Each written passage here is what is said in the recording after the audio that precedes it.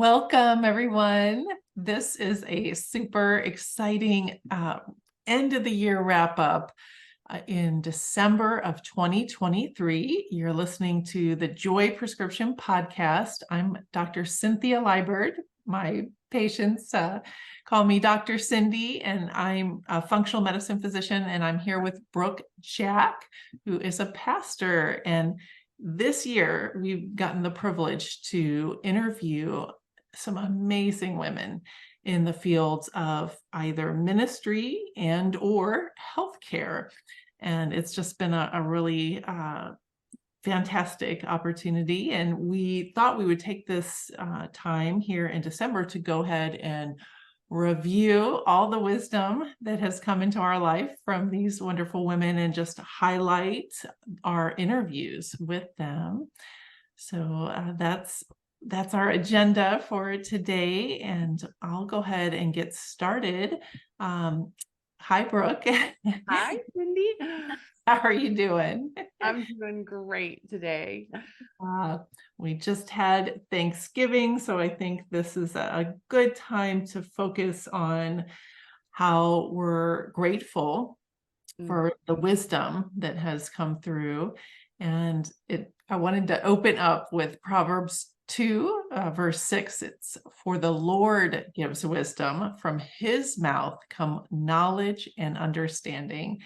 And I'm grateful for the women, godly women that we've had the privilege to interview this year have highlighted the wisdom that God has been sharing with all of us through our life stories and redeeming all the challenges that we've had and continues to do so.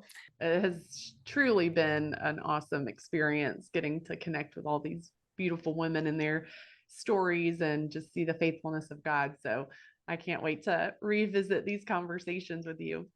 So in February, we had the opportunity to interview Kit Roberts, a health coach. She has an amazing life story, has overcome addiction, and now had a several decade career in the corporate world, and has taken a leap of faith and founded her own coaching and consulting business called A Renovated Life, LLC.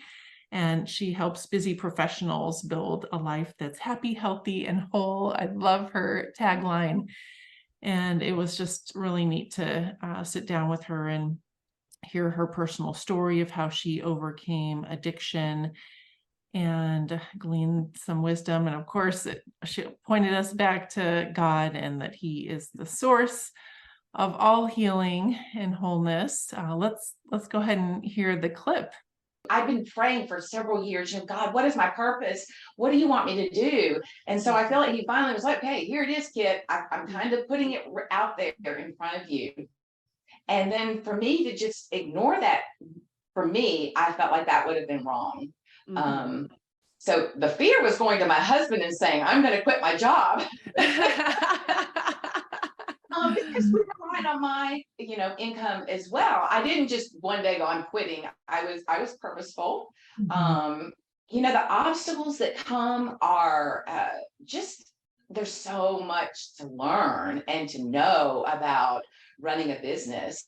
But I have to tell you, because I have felt so called, the fear of failing has rarely enters my mind. Now, maybe I'm crazy. I don't think so. That is I just feel, I don't fear failure, mm-hmm. which is not common for me. I often didn't do things in my life for fear of failing, and I would have rather not have done it than to fail at it. Mm-hmm. But I don't fear failure. And what success looks like becomes defined differently as well. What was your takeaway from Kit's interview, Brooke? Well, I was really sharpened by her perspective as she was responding to the call of God on her life and stepping out in obedience and into the unknown. She said that the fear of not doing it was greater than the fear of doing it. And that really spoke to me, because so often fear paralyzes us and holds us back from actually doing the thing that God's calling us to do. And I don't think we think as much about the fear of not doing it, or not taking the opportunity, or not saying yes to the invitation, and then having perhaps regret later. And so when she brought that up, it just really struck me. And I thought, yeah. And what do we have to fear truly if God is the one leading us, right? It triggered a thought later. It's interesting how these connections, happen. Like, we had this conversation in February, but I think maybe in September, I encountered a quote, Elizabeth Elliot, who just has so many eloquent, beautiful, deep quotes about the Christian journey. I've got several of her books on my wish list on Amazon. Uh-huh. Yeah. But one of the quotes that I encountered that again sharpened me and reminded me of this conversation was, fear arises when we imagine everything depends on us. And so often when we are stepping into new territory or taking risk and leaps of faith, so to speak, in our insecurity, we want to control everything. And we just think like, okay, God said to do this, and now I've got to go do this. And it all depends on me how it's going to work out. Instead of, God's calling me to do this, I'm going to take his hand and we're going to go together on this journey. We somehow internalize all this pressure that we've got to figure everything else. Once we say yes, we've got to just figure it all out. And instead of trusting that he's going to help us along the way. For my own personal leadership and the leadership roles that I'm in, I recognize that oftentimes I start getting into this place of believing that it all depends on me to get it figured out. And I've got to come to the rescue in this, or I've got to have the answer here. Or if I don't do this, everything's going to fall apart, which is so prideful. Okay. So I'll put a confession out there for the world to hear that is so prideful, to think that it all depends on me. But that's truly what fear distorts our thinking. And so I recognize that was an area that I needed to be sharpened in. I needed to shed some of that fear and remember that God is Emmanuel. He is God with us. Mm-hmm. And even in my own journey, I recognize that I've dealt with approval addiction over the years. That's a different form of addiction, but seeking the approval, and to do bold things, to be obedient to God, to step out of the box. You're going to be doing things that people aren't going to necessarily give their approval, or they're going to think you're a little crazy and off your rocker. And you just got to be okay with that and say yes. I love it. Well, thank you for the encouragement. And I sadly can relate to the idea that it all depends on me. That sort of unfortunately was part of how I was raised, as like being a problem solver and just, always proactively trying to address problems before they even began. And, that's a good thing to some degree, except for when you don't include God in the picture. That leads to just a lot of pressure and striving, and it can wear you out. And so I remember early on in my walk with the Lord, after coming to faith at age 33, Proverbs 3:5-6 was so huge for me. It just blew me away. This opposite of the way that I had always lived my life of, depending on myself and my intellect and problem solving and just being proactive and frankly, being anxious and worrying about things to try to make sure they go well. Right. But instead, we have this beautiful healing balm for our souls, which is that we can trust in the Lord with all your heart and lean not on your own understanding.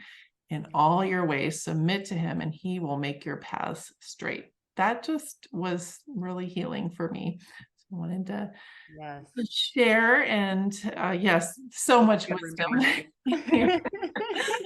I encourage everyone to go back and listen to our first episode in season 2 of this year, 2023, back in February. Kit Roberts, health coach, interview at the end of our podcast with her. She just said this beautiful prayer over our listeners. So I encourage you to go back and listen to that. Moving on to episode 2 of 2023, we interviewed Stephanie Jenkins. She is a amazing dynamo powerhouse of a woman. We entitled her episode "An Unexpected Catalyst: Empowering Women Through Self-Defense." Stephanie has an amazing testimony. She healed from hyperthyroidism without medical intervention. Just, she heard that inner voice of God speaking to her, and it just truly astounding story of healing. So if you need some encouragement around healing, her testimony is amazing. I highlighted James 1 verse 5. Her testimony points to this verse. If any of you lacks wisdom, you should ask God, who gives generously to all without finding fault, and it will be given to you. Let's hear a clip from Stephanie, and then we'll get your takeaways, Brooke. Having that morning routine is absolutely critical, your power hour. So in my power hour, I first read my Bible. First, I get my coffee. Which I've transitioned to mushroom coffee, so at least I'm getting some nourishment. Get my coffee, and then I get in my special space, and I read my Bible, and then prayer journal. And in my journal, I call it my reveal journal, and I specifically ask, amongst other things, but I specifically ask God to reveal to me, I may have something specific I need, and I get really, really detailed. Down to the minuscule things of life. But reveal to me the direction he wants me to go, the path. That's how I started out, very broad, where do you want my ministry to go? What do you want me to do? Things like that. Now I ask to reveal, I need nightstands and let me tell you, he makes divine appointments with every request. It is so incredible. But just really, truly giving it to God. Good stuff. What's your takeaway, Brooke?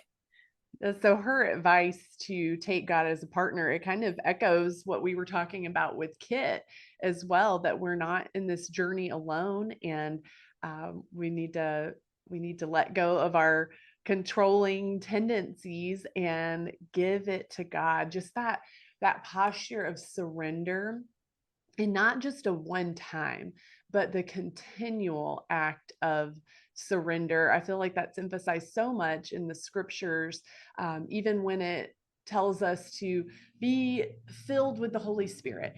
The actual Greek there talks about being continually filled. There's a ongoing tense that's used, and that's used in multiple passages. It's just like James 1 that you read, it's not just one time, like you get one pass to ask for wisdom and then that's it. No, it's an invitation to come and come and come again and come again without shame. And so I love that it's that continual act of surrender in our lives, asking for his wisdom, his guidance in every situation, and just handing it over and trusting that he knows best. He is a loving father. We're so fortunate. Well, I want to highlight the next month in April, we interviewed Christy Hurd. She's a certified parent coach and just an all-around amazing human being. I loved our interview with Christy. Let's hear a clip. Let's revisit her wisdom around parenting, specifically for working mothers, because you and I both know the challenges that come with that, especially with being in demanding careers like healthcare and or ministry. There's a lot of challenges. So let's hear some of revisit her advice.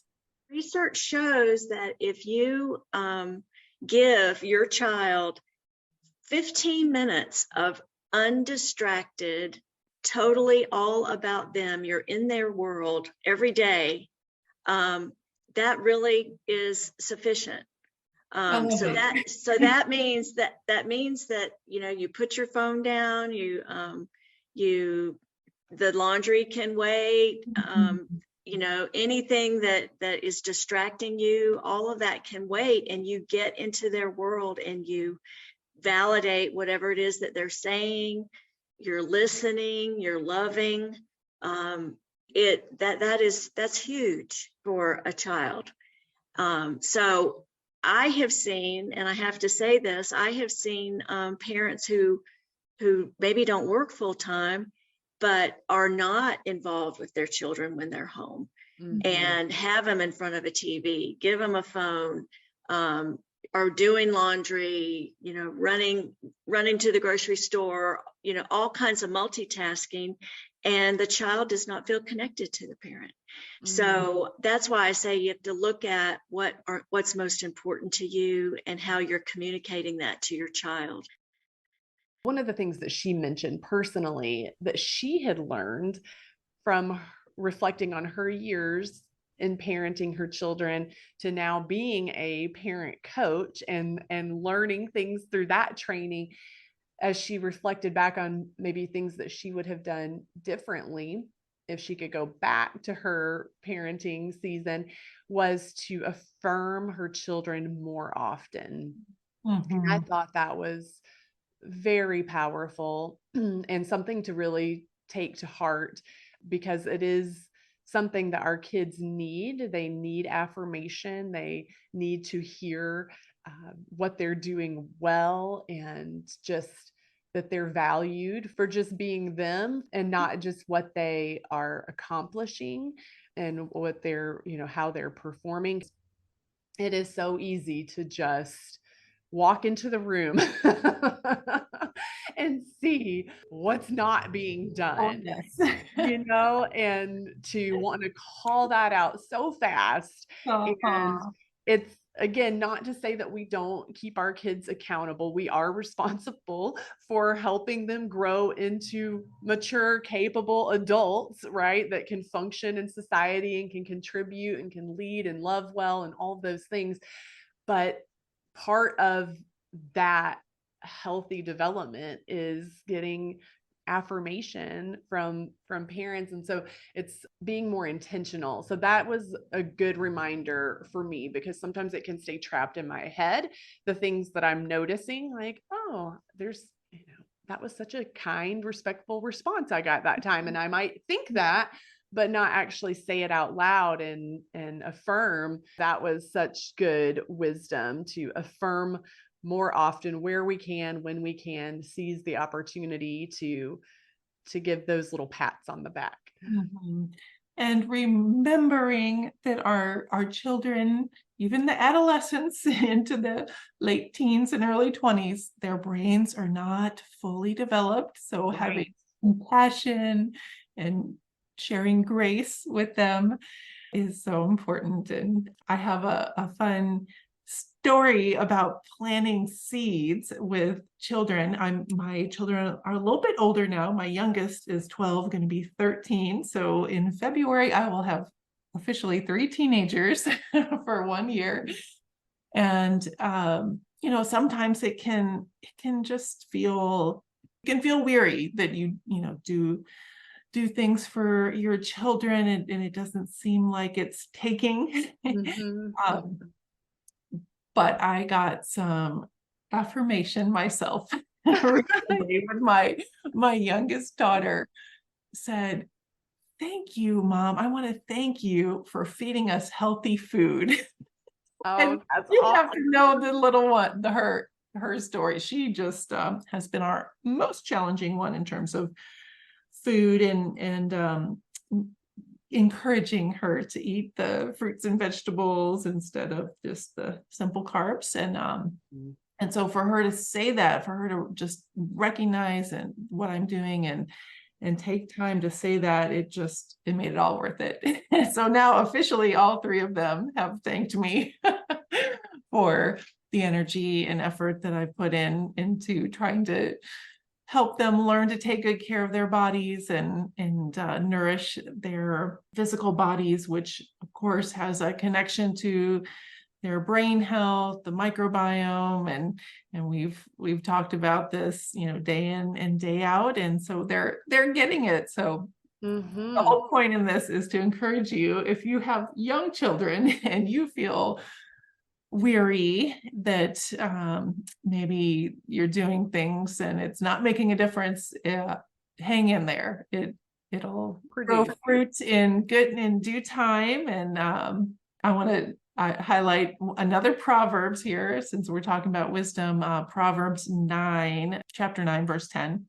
The fear of the Lord is the beginning of wisdom, and the knowledge of the Holy One is understanding.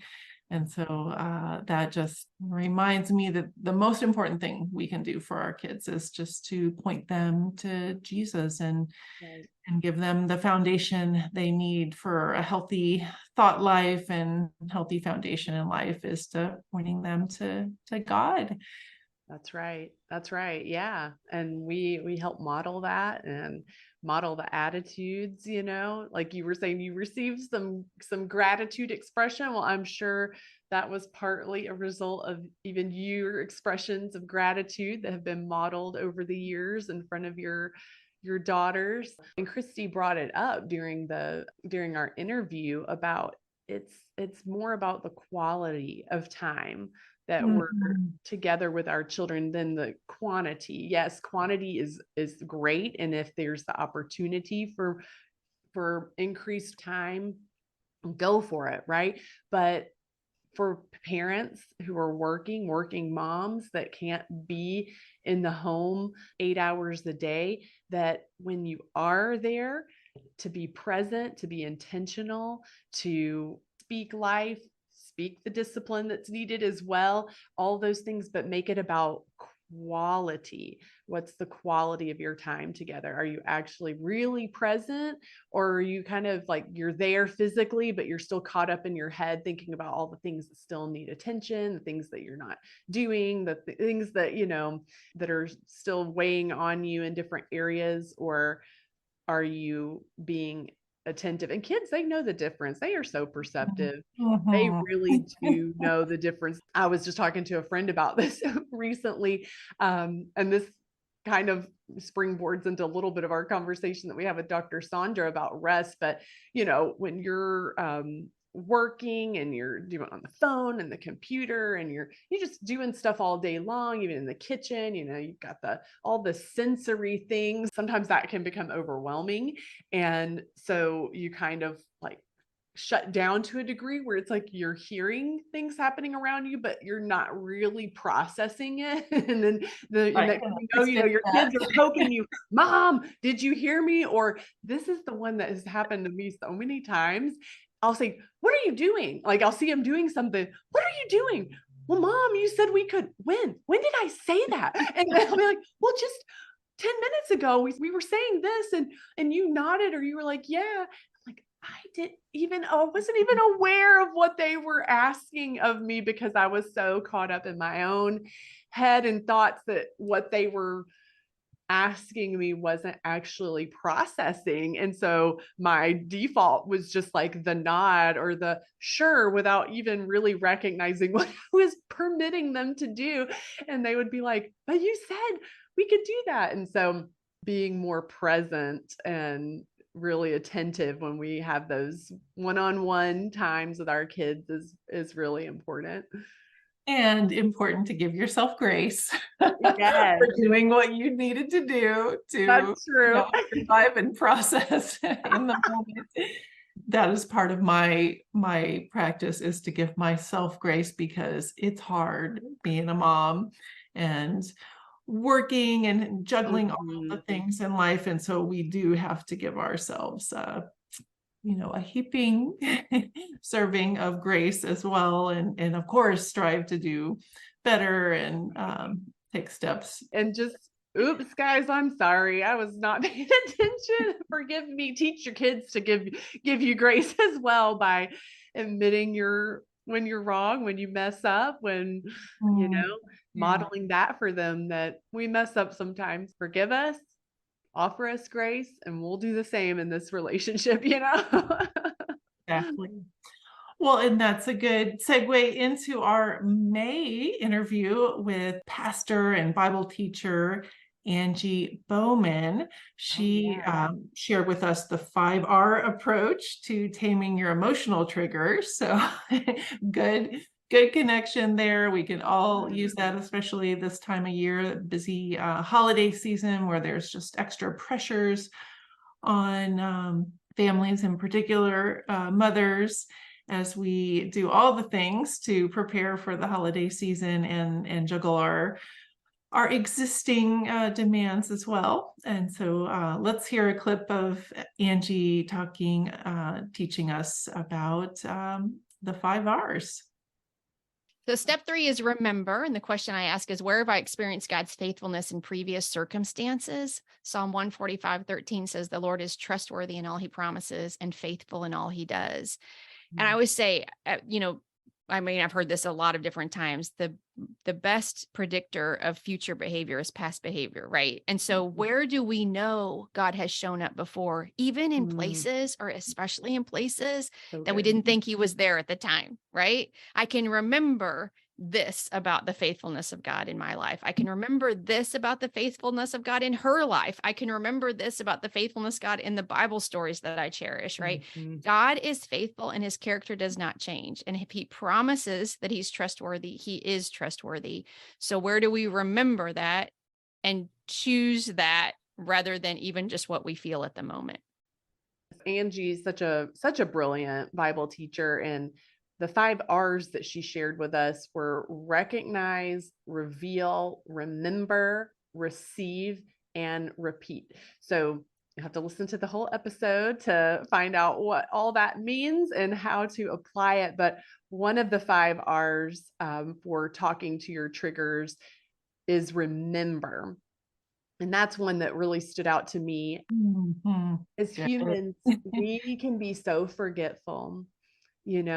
I think you've said it to me before, use the phrase like spiritual amnesia, where we can forget, we've had these seasons of life where we've had to step out and be really bold and trust God in this greater measure than maybe we ever have before. And it's like we're so encouraged in that moment as we see things play out and God keep his promises and prove faithful and all of that. And then time passes and then another challenge is set before us. And instead of immediately sometimes recalling, oh yeah, last time I was at this juncture or at this crossroads, God came through. And so I'm just going to move forward. Sometimes we freeze in fear and we wonder and we question and all of those things. But just when we can remember how God has been faithful to us before, it encourages and strengthens us in whatever the present season and circumstance is. And, so and I'm not very great at this. I'm not consistent anyhow about keeping like a journal, but having some way of keeping record of how God has seen you through, so that when you're in a new hard place, the present fears, concerns, whatever, aren't what consumes you, but his faithfulness. And I was thinking about Psalm 77 is really good at portraying that concept of remembering. So this is a psalm of Asaph, and it says, I cry out to God. Yes, I shout. Oh, that God would listen to me. When I was in deep trouble, I searched for the Lord. All night long, I prayed with hands lifted toward heaven, but my soul was not comforted. I think of God and I moan, overwhelmed with longing for his help. You don't let me sleep. I am too distressed to even pray. I think of the good old days, long since ended, when my nights were filled with joyful songs. I search my soul and ponder the difference now. Has the Lord rejected me forever? Will he never again be kind to me? Is his unfailing love gone forever? Have his promises permanently failed? Has God forgotten to be gracious? Has he slammed the door on his compassion? And I said, this is my fate. The Most High has turned his hand against me.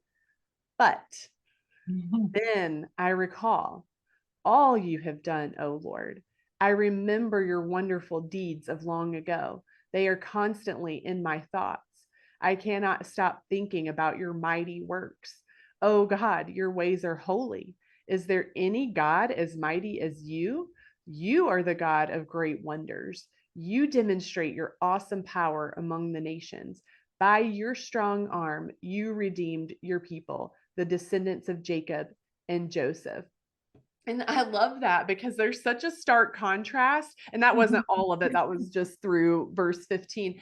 But it starts out, he's going down the spiral. I mean, all the brain ants are just flaring up, right? All the things, has the Lord slammed his door of compassion on me? Like, has he forgotten me? Just all of our human nature, flesh, weakness coming out in the moment of crisis, right? But then he says, but then I recall, and there's such power when we recall what God has done, how he's been faithful, how he's come through. And it was like, you see the complete switch. Then the perspective changes. Now is there anybody as mighty as you? Is there anyone even close to as awesome as you? You're the one who does the mighty works. You redeem people. You do this, you do that. And so it brings that perspective shift. So that's why it's so important that we do remember what God has done and how faithful he is, because he's the same yesterday, today, and forever. We can just open up our Bibles. Yeah. I've actually wanted to interject here. I would love to say I take time and write down all the things as well, but I don't. Sometimes, occasionally, I like to jot things down that God has done so I can remember it. But one practice that I do have, it's kind of a life hack that you can do too, is during the month of November, when I'm preparing for Thanksgiving, I look back at my Google Calendar and just, look at all the things that God has taken me through in that year, just all the appointments and family gatherings and, just you name it. And just kind of reliving those in a way and being grateful for each person, each, provision that's represented. So that is a way to do it, is just looking back at your calendar entry. And then, I kind of do continue that same process into December when I write my annual Christmas card, and just kind of looking at all the milestones that happen throughout the year, the graduations and anniversaries and birthdays and family get-togethers and, new jobs and transitions and, and just all of those things, any, health challenges, all of it, not just quote good things, but, just trying to take it all in and seeing God's faithfulness throughout it all. Oh, that's so good. I like that hack, because I do really, truly keep a lot of things in my phone, reminders and tasks and things like that. It's pretty much all there. Taking the time to just sit down and like we're doing today, recapping the year, thanking God for all these amazing women and revisiting the wisdom that they shared. That's Mhm. part of the process. So moving on to June, we had the opportunity to interview Andrea Stunz, and she's a freelance writer and a mentor, and just an amazing, lovely, lovely woman who had a very difficult, life circumstance and physical challenges, health challenges, and she made a remarkable healing turnaround, and most importantly, she's now, just showing up, being God's hands and feet, and walking with other women through the process of whatever they might be going through, the hard places. And we'll share a clip basically of her talking about how God redeems us in our life story, and then uses what we go through to allow us to help others. I was working so hard. I was working so hard, and I was white knuckling my hurts and my pains and my traumas. And I'm like, what if I just give myself grace to let go and breathe and receive the grace that God wants to give me? Because one of the things that I learned in that journey was, I'm constantly trying to I asked my sisters one time. I have 3 sisters, so there's 4 girls in my family, no brothers. Fun. So yeah, it's great that I have amazing sisters. But I told them, I said, did y'all realize that I'm a people pleaser? And they were like, no, duh. I'm like, why didn't you clue me in? Like, why didn't you tell me? So, but in the same vein, I thought, I am working so hard to please God when God is just saying, you please me. Yeah, so one of the things that was really beautiful about Andrea and just her ministry is her commitment to walk with other women through the hard places. And, she said that even though she's experienced a lot of pain in her life, and truly she has endured and overcome a lot with the help of God, it's provided her perspective and a deeper compassion for the pain of others. And the word compassion at its root is to suffer with, and so she is demonstrating great compassion in walking with people through and to in a place of overcoming, right? Because that's always the goal, is to help people compassionately find freedom, find the healing, find the hope, not to stay stuck in it, but to move forward. And just like the paralytic whose friends brought him to Jesus, sometimes we need those other people, relationships, or connections to help us find the way forward, help us find the arms of the healer. So I love that she has discerned that as being her ministry. And when she spoke too about overcoming perfection and performance, that was something that kind of plagued her through just some of how she was raised and the church that she was in growing up, just some of the teachings and mindset around things, which is, again, I think very common, that we can get kind of stuck in some of that, trying to perform for love, perform for our salvation, when in fact it's a gift, a grace gift that's been given to us. And we often hear the definition of grace, the unmerited favor, but grace is also an enablement. It's an empowerment for us to be able to do the will of God, to be able to do what pleases him.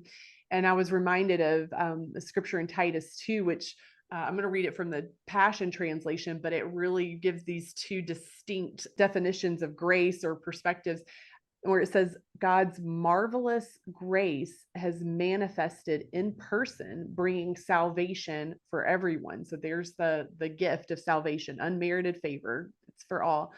This same grace teaches us how to live each day as we turn our backs on ungodliness and indulgent lifestyles, and it equips us to live self-controlled, upright, godly lives in this present age. And I love that idea that grace is our teacher. And Andrea talked a lot about that, being kind to ourselves, showing ourselves grace, in that we are being taught along the way in our journey how to please God, how to honor God, how to say no to our fleshly desires that want to ambush us or sabotage us and all that, and how to live self-controlled and live by the Spirit of God. And we cannot do that in our own strength. We absolutely need the enablement of the Spirit of God, and that comes through His grace. And so that was really, I think, an exclamation point on our conversation there about embracing grace. And I love too that she mentioned even getting curious about your pain and your triggers. Mhm. That is a whole different perspective shift oftentimes. And you teach this beautifully about even our bodies when they are having these symptoms that we don't like. We're experiencing pain in our body, other flare-ups in our skin, whatever it may be, that is like an agitator to us, that we don't look at those as negatives or as enemies, but rather signals that are saying something's out of balance, something needs attention. So looking at it more positively, that, okay, something's wrong. So let's get curious about what needs attention. What is the cause here, and what can we do to fix it? And so when we experience emotional triggers, when we start experiencing fear or withdrawal or anger or bitterness or those type of things, why am I feeling this way? What is triggering this? And what do I need to do to heal that? So I love embracing curiosity instead of just trying to ignore or pretend that that's not happening, but instead embrace it with curiosity. Mhm. So good. I love it. Curiosity is the C in the joy prescription. Yes. I was just reflecting on that this morning, on how important curiosity is to our health. Oh, yes. Good reminder. So moving on to July of 2023, we got to interview Becky Kopitzke. She is an amazing, multi-passionate, multi-published author and founder of The Inspired Business. We brought her on to just share with our community, particularly women in the fields of ministry and or healthcare, ways that we can connect together and lift each other up. And she spoke about leveraging affiliate marketing, which is just a fun opportunity to just combine efforts and reach more people by connecting with our colleagues. So let's hear a clip from Becky. To me, anytime we create a product or create content, the focus of it ought to always be transforming someone's life, making their life better, moving them from a pain state to a resolution state. And if you can offer that to your audience with something you didn't have to create yourself, because I created it and all you had to do is simply tell people about it, we're both rewarded financially, and now your audience is blessed with that transformation. So that's why I love affiliate marketing or partner marketing.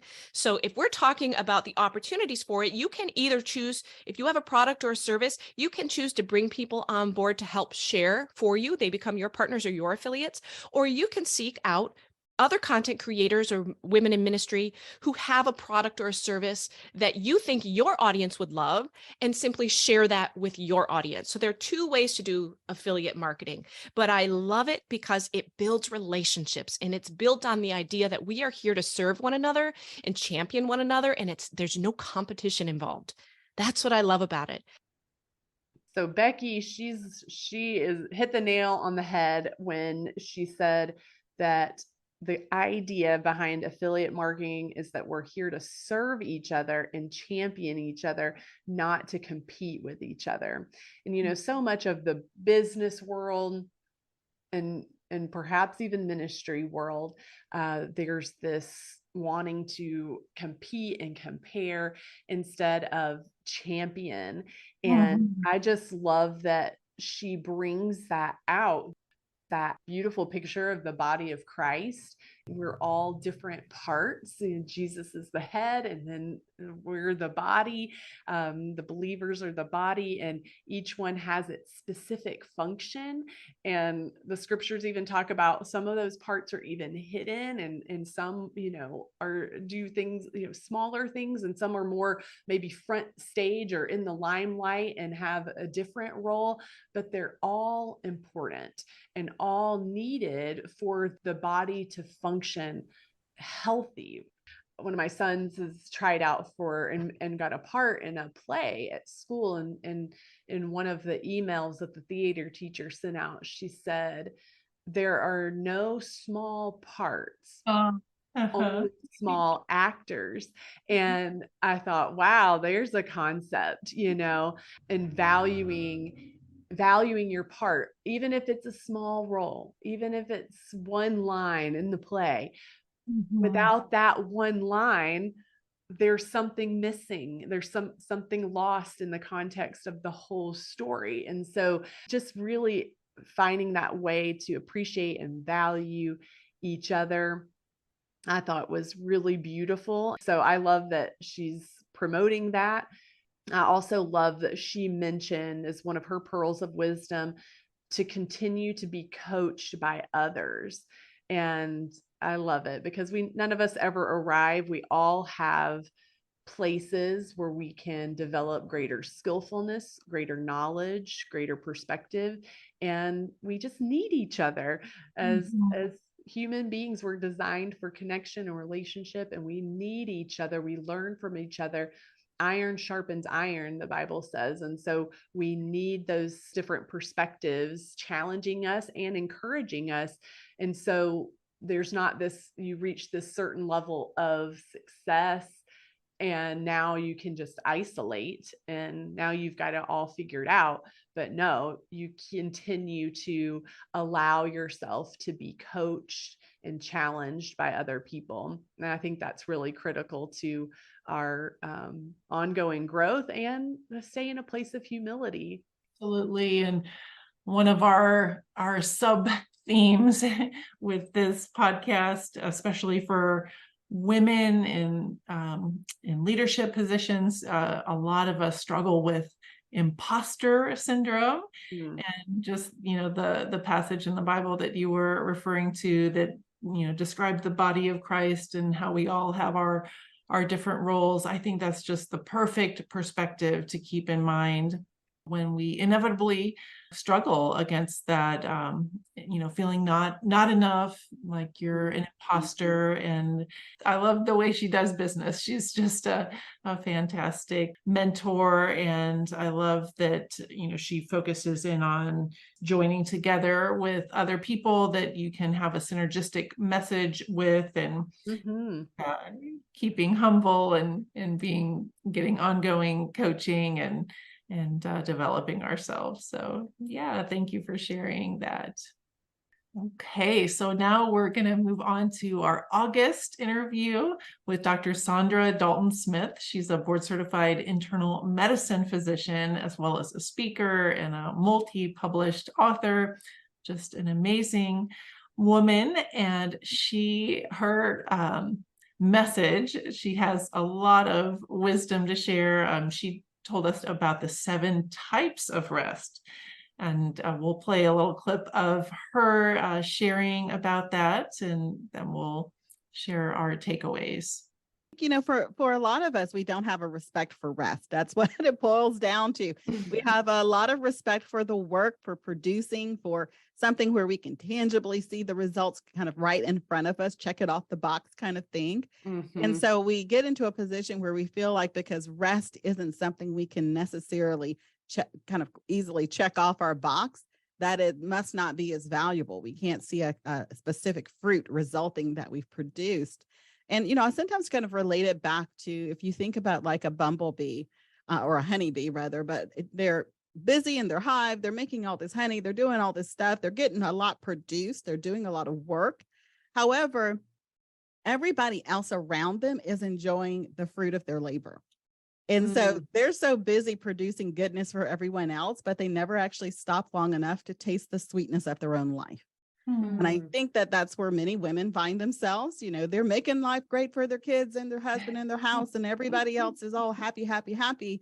And mom's like the honeybee. She's busy making everybody's life sweet, but hers is pretty bitter.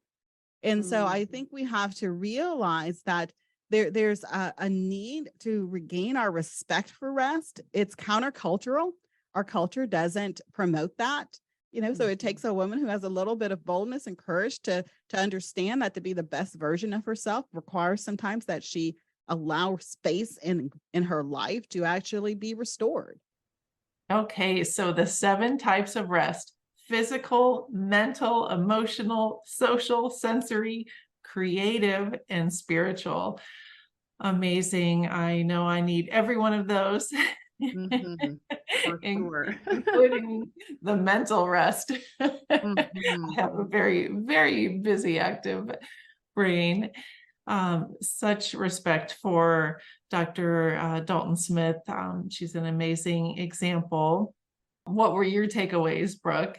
Well, I was just blown away with learning what the 7 different types of rest that we need are. At the time that we recorded the podcast, I had not read her book, but I did on vacation this year, and it was very eye-opening, and I got so much out of it. Highly recommended if you are listening and you haven't read it. It's a great resource.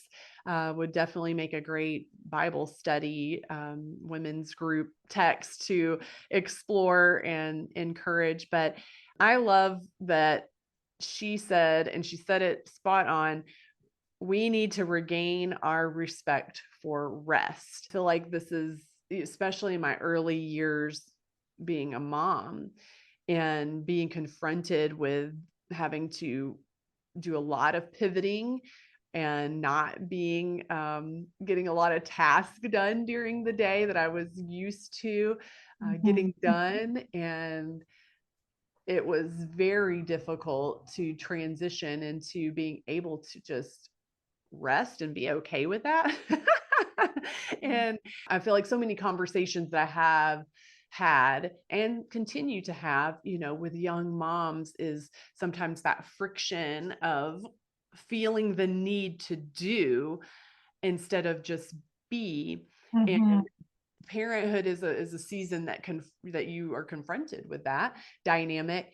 And so realizing that you've got to find a way to step back and just enjoy. She said, it takes a woman who has a little bit of boldness and courage to understand that to be the best version of herself requires sometimes that she allows space in her life to actually be restored.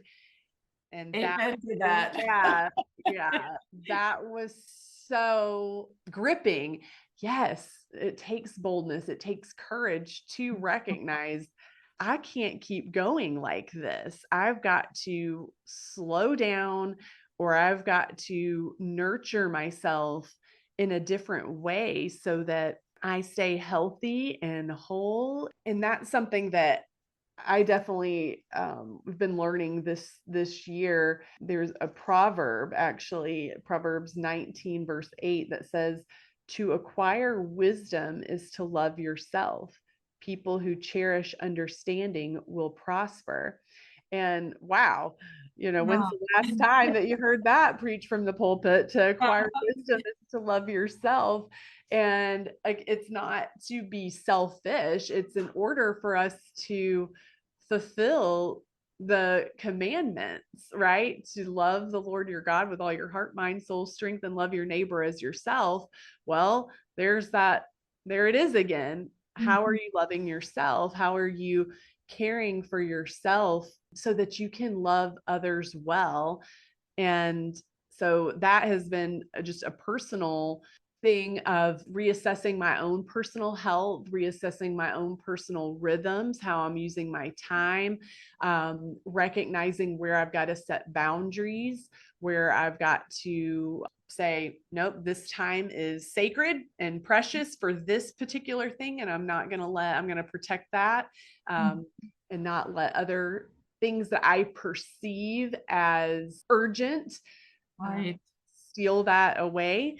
And so I have definitely had some shift, I would say, in the last 5 months of this year, in embracing some different rhythms for myself that have allowed me to stay a little more rested and Good for you. yeah, and a little more emotionally aware and strong and healthy. Not that I've not been dealing with and and growing in shedding some unhealthy emotions and mental loops, but there's been space in which to do it, because of recognizing that we need these different types of rest. And if we're going to love ourselves, then we've got to be a little courageous. That's right. I love it. Dr. Saundra's example of the honeybee, I certainly could relate to that. And it's so funny. Proverbs is so rich. There's actually a proverb about wisdom and honey. I'm going to read it for you. Know also that wisdom is like honey for you. If you find it, there is a future hope for you, and your hope will not be cut off. How cool is that? That's a good one. Wisdom is like honey for you. So good. Yeah. I could talk about rest all day. I just love her insights into the different aspects of rest that we all need. I have been teaching patients about these for years, not with the titles that she gives them, but she just really has a great ability to articulate the importance of each distinct type of rest that our bodies need for optimal physical, emotional, mental, spiritual functioning. So, and she put words to something that I have felt in relationship to you and other people in my life. I didn't know how to articulate it, but social rest. Oh, yes, where it's that engaging with people yes. and relationships that are life-giving, the being in relationship with people who help you to be the best version of yourself. And when I of course went into reading Sacred Rest initially, my thought about social rest was more that the reprieve from all the social activity, right? Like take a step away from all the social activity, but instead it's leaning into those relationships where you can just be totally authentically you. You're not feeling judged. You're not feeling the pressure to perform or to put on a face or project anything other than just your authentic self. And so there's just such a rest. And I have felt that before. Like I know the people, it comes to mind, boom, boom, boom, the people that I can just be totally at ease with and know that they love me and will love me at the end of this conversation, whatever. And that is so healing. Well, right back at you, Brooke.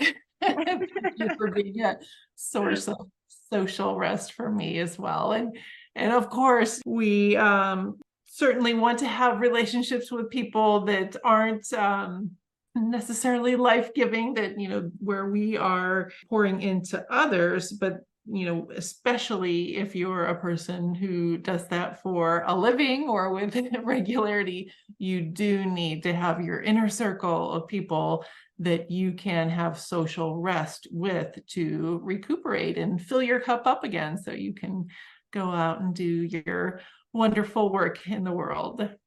So in September, we interviewed Leah Adams, a dear friend and a Ramsey Solutions trained financial coach. She's the founder of Breathe Financial Coaching. She does speaking. She's an author, just multi-talented. let's hear a clip from Leah speaking about financial wisdom. I teach my clients, if they don't know how, to create a budget.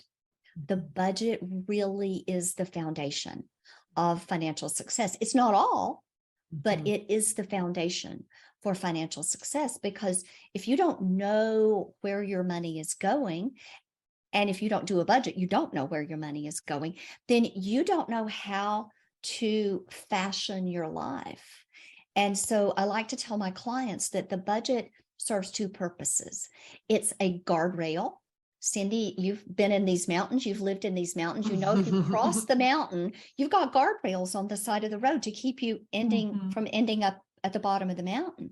And so the budget is a guardrail. It tells you what you have to spend, but it's also permission to spend.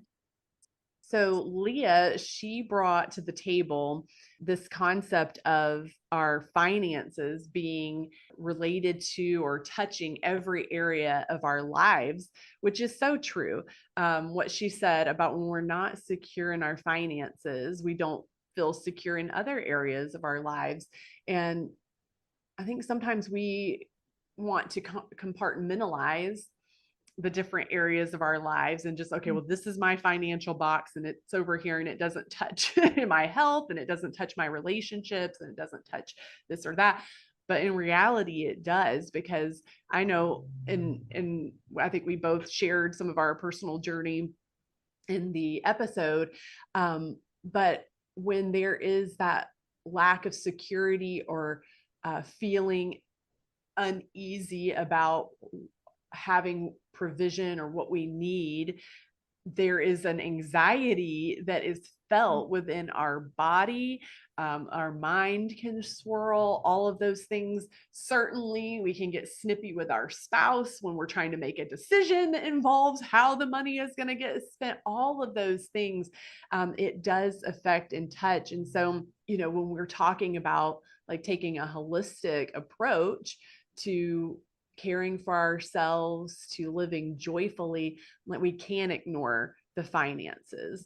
I'm sure in your practice and when you've had conversations with patients coming in with high levels of stress, which are then affecting things in their bodies, as you're talking, I'm sure there's certain things that come to the forefront that there's some kind of financial crisis. A spouse has lost a job, and so there's a loss of income source, or there's some investment is failing and, you know, the resource isn't there, and that's causing a level of anxiety. Speak to what you've observed in the room with your patients. Yeah, absolutely. Well, Leah Adams is an amazing resource, and I do agree with you. Just the holistic approach to finances fits very nicely with my concept of holistic health, just involving the whole person, every aspect of our being, and financial health is a big piece of it. And certainly, you know, as you mentioned, our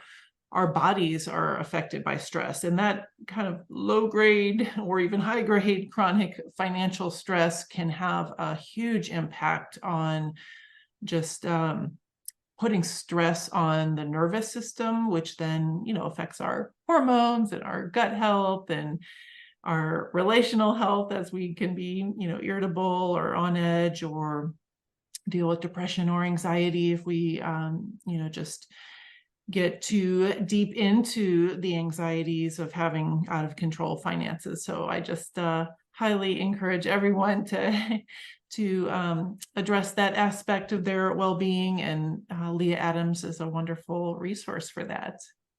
You know, I was having a conversation just this week with a friend, and we were talking about the language that we use around finances with our children, and how a lot of times we have the propensity to say, oh, we don't have enough money for that, or that's too expensive, which in reality, yes, there are certain things that, okay, we, you know, but how could we reframe that to maybe, instead of, we don't have enough money for that, you know, Lego set that you just randomly asked for when we were here to buy toilet paper, you know, like, instead of, we don't have money for that, what about we're not prioritizing, Uh-huh.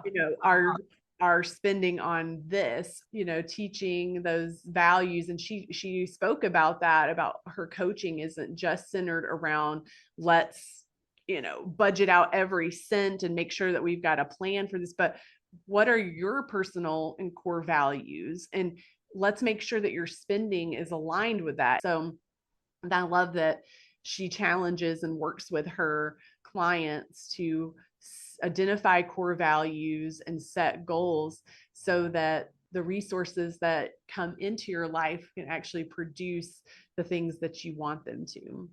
Yes, very, very well said. Love it. So speaking of the connection of our physical body, how stress impacts our physical body and nervous system, in October, we had the opportunity to interview Kim Fish, a licensed clinical social worker and mental health counselor, and just a beautiful Christian woman. And she spoke about nurturing your mental health, wisdom for staying connected to God, yourself, and others. And I just really enjoyed this conversation and how it just dovetails beautifully with my clinical practice and what I try to teach people about in terms of the impact that our thoughts and addressing any kind of brain ants or cognitive distortions, how that impacts our physiology and our overall health. So let's hear a clip from Kim Fish. So I think it is really important to see our emotions as our friends and our helpers, and not to see them as this negative thing that we're dealing with, even when it doesn't feel good. And when we can do that, we can just see them as red flags, kind of waving, saying something's wrong here and you need to do something. And maybe it's like I said, you just need some time to rest and get away and decompress and kind of journal and just be still and that kind of thing. But there could be other things going on. So I think your mindset about them can really be beneficial. So that's what I try and help people see is, okay, we can see that there are some red flags going on here. So how do we back ourselves up and just figure out what's going on and what do I need? And helping people, this is a little bit of a, people look at you kind of weird. And some people, it's easier for them to do than others who are very disconnected from themselves. But what are you feeling and where are you feeling it in your body? Mm-hmm. And we do live in a really busy society that I think we're not always being very thoughtful about what is going on inside of us. And that could be physical, emotional, spiritual, it could be all different kinds of things. But when it comes to emotions, like, what are you feeling and where are you feeling it? Because sometimes even where you're feeling it helps you know what you need to do. Well, I have to say, I absolutely love Kim's authenticity. She showed up so honestly. And when we posed that question to her asking, how do you stay connected to God and yourself and others? Like, how do you do this? And she said imperfectly. And I thought that's so good for us to hear. Mm-hmm. There's still imperfection in the journey of staying connected, and there's the flexibility that has to be embraced, like she brought up, needs for your family, needs for yourself, needs for the people that you are working with through your business or ministry or whatever, change over time. And so the methods or the modes, to accomplish that may change and shift as the seasons change and shift. And so embracing that flexibility and not just holding yourself to this, well, this is how you were doing it, and now you're not, it doesn't look like that anymore. So now you're failing somehow. So I love the honesty that she brought to the table. And again, kind of reflecting on conversations that I've had now that I'm out of the season of young parenting motherhood, kind of. I mean, I still have a 6-year-old at home, but not like the infant toddler years where there's a lot more demands with feeding and just keeping them from bumping everything and hurting themselves. There's a lot more independence. Keeping them alive. Yes. I feel like a question I've been fielded over and over the years is how do you get quiet time while doing this and doing a business and doing ministry? And it's like, oh, I got to get creative. I don't have the Instagram worthy picture where I'm, highlighting all the words and looking up the Greek definitions. And nope, a lot of the times it was listening to a little podcast clip in the car, right? Or putting my Bible app on audio. So it just read it aloud to me, a passage, while I was toast in the morning or whatever. Just the creative ways that we sometimes have to embrace that allows it to work for the season that we're in without any shame or condemnation. We just know that we need to stay connected, so we find the solutions in that season. And a lot of times it takes creativity and embracing change as needed. Yes. So much wisdom in that episode. I would highly encourage you to go back and listen to our discussion with Kim Fish from October. We get into the polyvagal theory and all kinds of neat stuff on neurobiology and resilience. So I'd encourage you to go back and listen to that. And speaking of resilience, we had the great privilege and pleasure to interview Dr. Jill Carnahan. She is a medical doctor that is actually dear colleague. We went to medical school together, and during her 20s, she developed breast cancer and overcame it. She is an overcomer. She wrote a book called Unexpected, and it details her healing journey, just kind of an autobiographical, prescriptive autobiographical journey of her healing from breast cancer, from inflammatory bowel disease, from toxic mold illness, and also some, personal relational challenges and difficulties. And it was a lovely, lovely interview. And I have a fond place in my heart for Dr. Jill. I remember in medical school noticing there was something different about her. And it was her Christian faith. And at the time I was agnostic, but I kind of made a note of that, just her special inner glow that she had. And I love the fact that she's just sharing this message about faith and healing. She wrote her book and now also has a movie called Doctor/Patient. You can learn about her movie at drpatientmovie.com, and it's being shown at film festivals, and you can get on her email list and find out where it's showing next. It was just an amazing journey. So I'll share a clip now and we can reflect on this interview. Resilience comes in really believing and trusting that God has given us everything we need inside our bodies and with relationships and His Spirit that we need to accomplish His work in the world. And I have a little chapter called Believe, Act, Wait. And as I was writing, I couldn't have even told you what my little formula was, but as God revealed it as I was writing, I was like, oh, this is it over and over. What it is you believe. And the belief has to be, not has to be, but it could be in something that seems totally illogical. That's where the faith comes in. And the belief is there. And you're like, God, I believe this is possible. I believe I can heal from breast cancer. And then you act, you do what God has given you to do in the world, whether you give a patient a medicine or an herb or a supplement, or you encourage them, or you call a friend, or you take another course. You act and you do it within the box of what's possible and doable for you. And then you wait, and the magic happens when God shows up with all the things that you can't, and when your limitations are here, and God's like, no, I want to give you this much. And then I just literally over and over, I'm like, wow, God, you are amazing.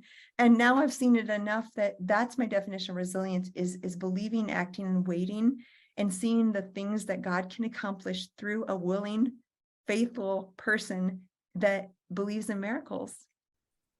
So one of the things that stood out to me about Dr. Jill was the joy that just emanates from her. It's truly contagious. And and just the joy in which she expresses the journey that she's been on. Once I heard a quote that said, if you don't enjoy the journey, you won't enjoy your life.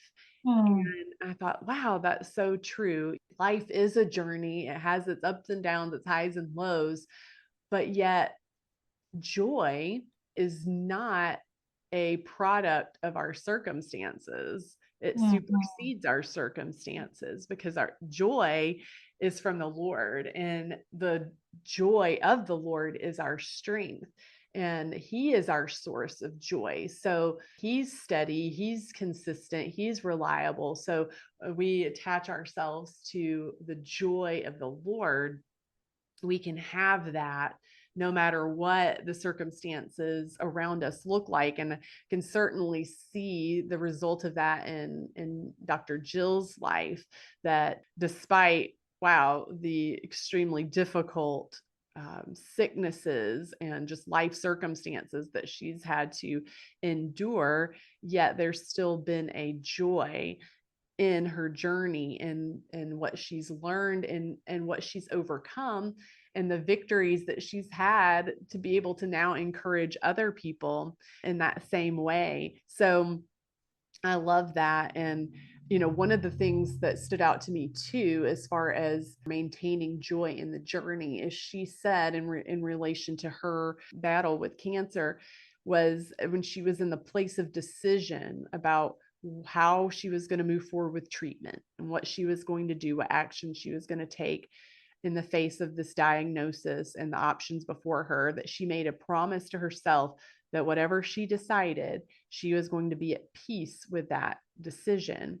And I'm going to choose this, and I'm going to be okay with my choice, and I'm going to be at peace with my choice, and trust the Lord with this.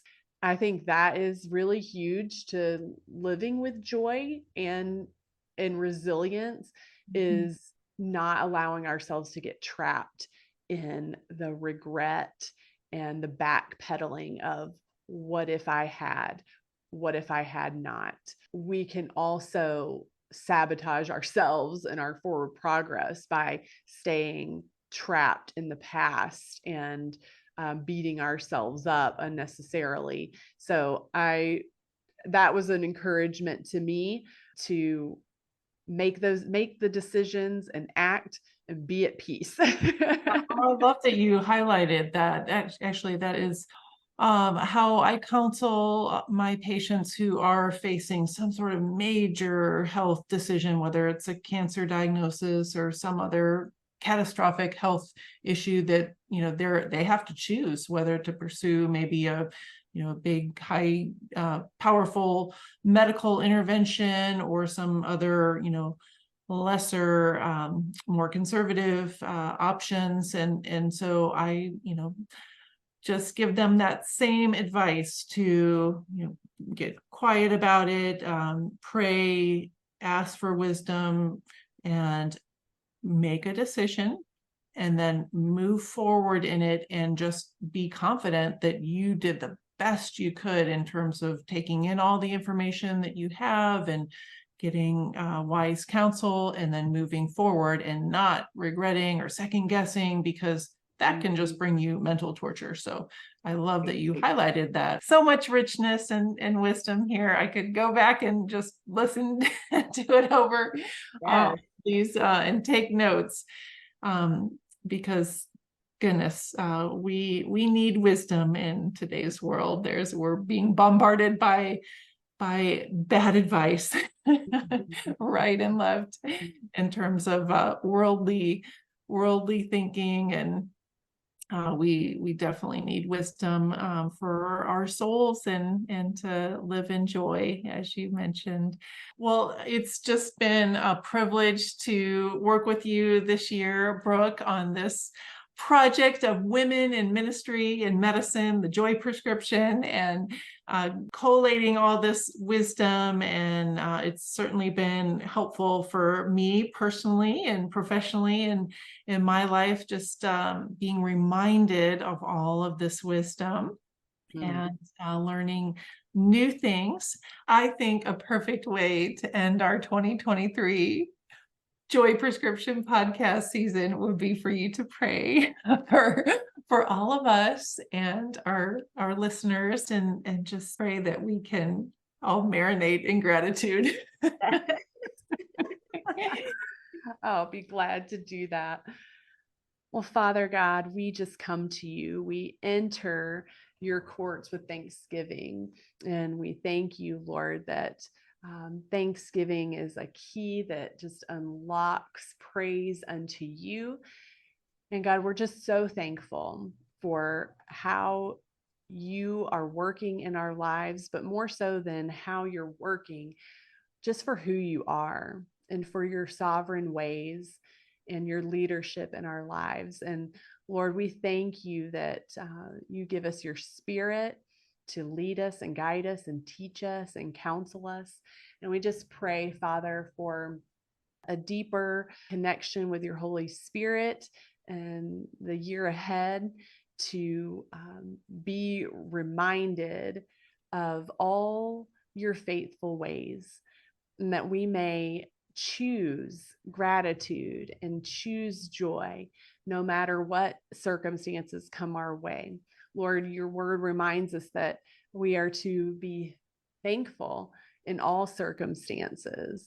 And so, Lord, help us to learn how to be joyful and express gratitude in every circumstance, Lord, the ones that are desirable and the ones that are undesirable, knowing and trusting, Lord, that you are working all things for our good. And so that we can trust you in those places of pain and in those places, those mountaintop moments where we feel so close and so connected. And so, Lord, we know that gratitude is warfare. It protects us. It keeps us postured before you in humility. It keeps us postured and focused on you and your abilities and not our weaknesses and inabilities. And so it guards and protects our minds from wandering. And so we thank you, Lord, that you have given us thankfulness and gratitude as a weapon of warfare to keep us centered and connected to Christ and to following your will and your ways. So we thank you for your empowerment, and we thank you for your grace. And we thank you that your grace is sufficient and that your power is made perfect in weakness. And we celebrate that, and we choose joy today. In Jesus' name, amen. Amen. Amen.